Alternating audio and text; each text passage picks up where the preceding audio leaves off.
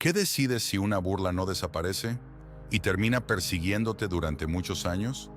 ¿Cuál sería tu respuesta? No la que das con palabras, sino la primera. La que ocurre antes de abrir la boca. Y aquí aparece una contradicción que casi nadie descubre a tiempo.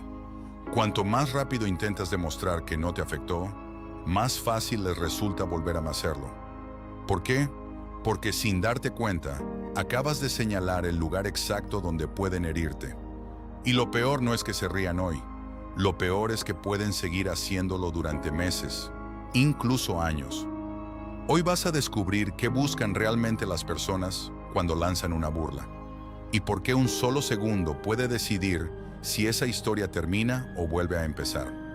Pero antes quiero preguntarte algo. ¿Alguna vez sentiste que un solo error hizo que todos olvidaran quién eras de verdad? ¿Sí? Entonces sabes exactamente de qué se trata esta historia. Todo comenzó con un vaso de café, nada más. Nicolás entró a la sala con una presentación preparada durante semanas. Respiró. ¿Quién imaginaría que todo podía cambiar por un descuido tan pequeño? Encendió el proyector, dejó el vaso sobre la mesa, un ligero movimiento, y derramó el café sobre los documentos. Una pausa, solo un segundo. Después estallaron las primeras carcajadas. Bueno, ya tenemos la primera catástrofe del día. ¿Era una broma sin importancia? Parecía. ¿Lo era? Todavía no. Nicolás sonrió, pidió disculpas, incluso hizo un chiste sobre sí mismo. Pensó que así todo terminaría. ¿Funcionó? No. Al día siguiente alguien dejó caer una carpeta. Que no la recoja Nicolás.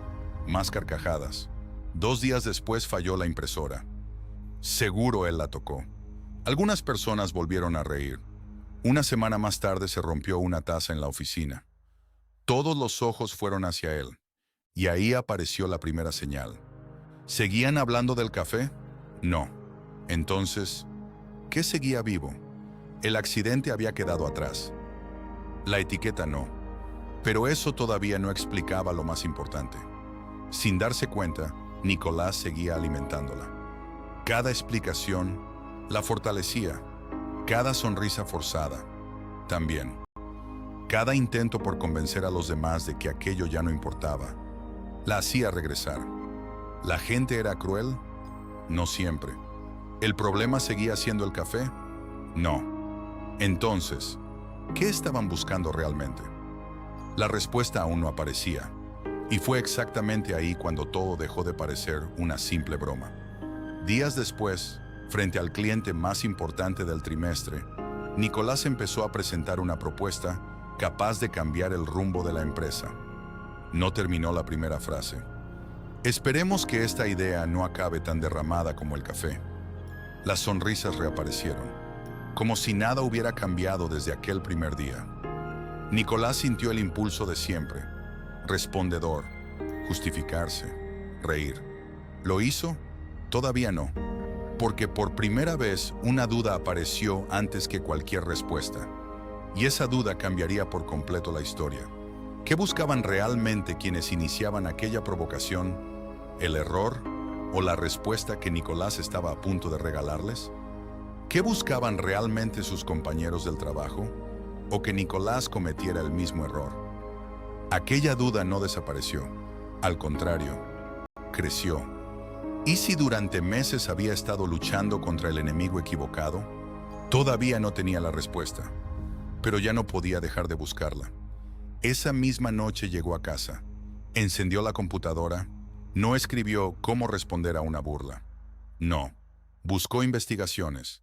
Necesitaba entender qué ocurría dentro del cerebro cuando una simple broma terminaba cambiando el lugar que una persona ocupaba dentro de un grupo.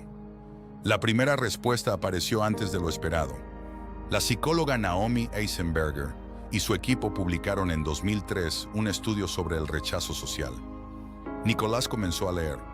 Una frase lo hizo detenerse. Volvió al inicio. ¿Dolor físico? Sí. El estudio mostraba que el cerebro activa regiones relacionadas con el dolor físico cuando una persona es rechazada o ridiculizada. Nicolás apartó lentamente las manos del teclado. No estaba exagerando. Nunca lo había estado. Sintió un nudo en el pecho. Entonces apareció otra inquietud. Si el dolor era real, ¿por qué cada explicación empeoraba las cosas? Parecía haber encontrado la respuesta. No era así. Todavía faltaba la pieza más importante. Minutos después se abrió otra investigación. Esta vez era del psicólogo Kipling Williams, publicada en 2009. Leyó despacio. Después dejó de leer. El estudio explicaba que el rechazo amenaza 4 necesidades esenciales: pertenecer, sentirse valioso, conservar el control y sentir que uno importa. Nicolás cerró los ojos. No recordó el café, recordó los gestos, las pausas, el instante exacto en que todos dejaron de escuchar sus ideas. Y de pronto, una sospecha empezó a tomar forma. ¿Y si nunca se habían reído del accidente? ¿Y si estaban reaccionando a otra cosa? ¿O si estaban burlándose de él? ¿A quién? ¿A quién dominaba la atención de la sala? Todo empezaba a encajar, pero aún necesitaba comprobarlo. Detente un momento. Piensa en esto. ¿Cuántas veces has intentado justificarte sin darte cuenta de que estabas prolongando aquello que querías terminar?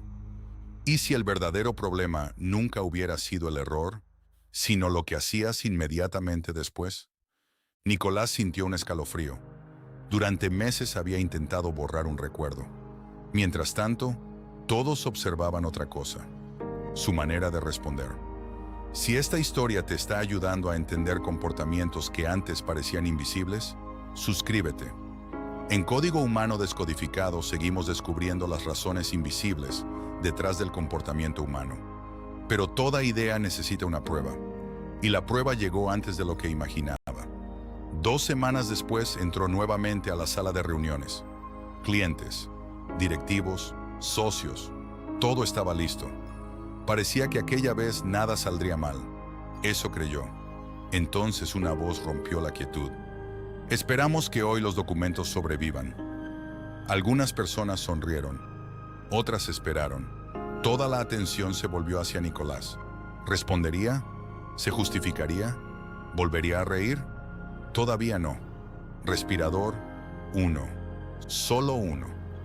Y ocurrió algo completamente inesperado. La provocación seguía allí, pero, por primera vez, había dejado de encontrar aquello que había venido a buscar. Nicolás aún no entiende por qué, pero estaba a un paso de descubrirlo. Pero algo había cambiado. Nicolás todavía no sabía qué era.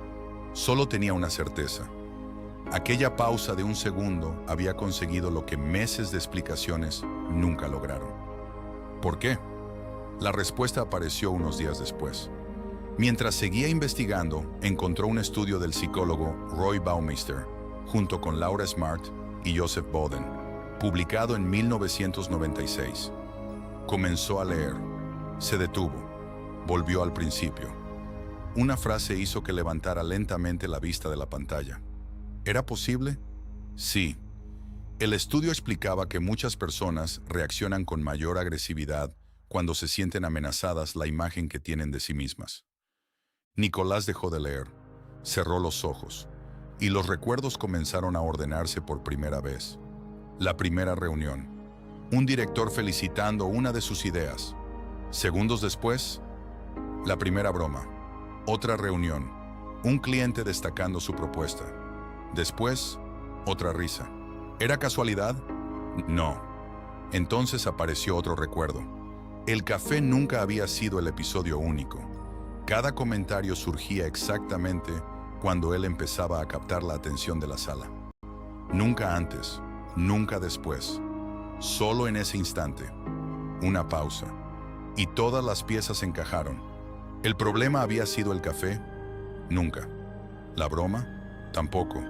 El verdadero objetivo era recuperar la atención que él acababa de ganar. Y sin darse cuenta, Nicolás la devolvía cada vez que respondía de inmediato. Cada explicación alargaba la escena. Cada disculpa la reforzaba. Cada risa forzada confirmaba que el golpe había encontrado el lugar correcto.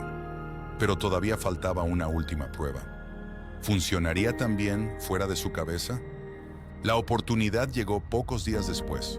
Otra reunión, otra presentación, otra sala llena. Al terminar la primera diapositiva, alguien me sorprende. Esperamos que hoy no tengamos accidentes. Algunas personas rieron, otras esperaron. Toda la atención se volvió hacia Nicolás. ¿Qué haría ahora? ¿Respondería? ¿Intentaría defenderse? ¿Volvería a sonreír? No. Respiro. 1, 2. Esperó. La sonrisa de quien había hecho el comentario empezó a desvanecerse. Nadie la siguió. La conversación continuó. Como si aquella provocación hubiera perdido, de repente, toda su fuerza. Y fue exactamente ahí cuando Nicolás comprendió lo que había buscado desde el principio. No necesitaba encontrar una respuesta perfecta. Necesitaba dejar de entregar aquello que mantenía viva la provocación. Si este video cambió tu forma de entender el comportamiento humano, suscríbete y activa las notificaciones. En Código Humano Descodificado, seguimos descubriendo las razones invisibles detrás de las conductas que vivimos cada día. Antes de irte, quiero dejarte una última pregunta. La próxima vez que alguien intente ridiculizar, ¿qué vas a proteger primero? ¿Tu necesidad de responder? ¿O ese segundo que decide quién conserva realmente el control? Recuerda esto, no entregues tu primera respuesta.